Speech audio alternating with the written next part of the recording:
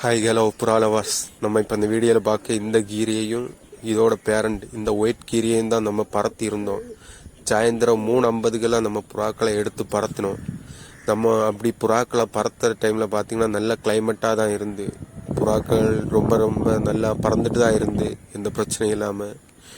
அப்படி பறந்துட்டு இருக்க டைமில் பார்த்திங்கன்னா ரொம்ப நல்ல மழை பெஞ்சு நம்ம நினச்ச புறாக்கள் இந்த மலையில் இறங்கத்தான் செய்யும் அப்படின்னு சொல்லிட்டு.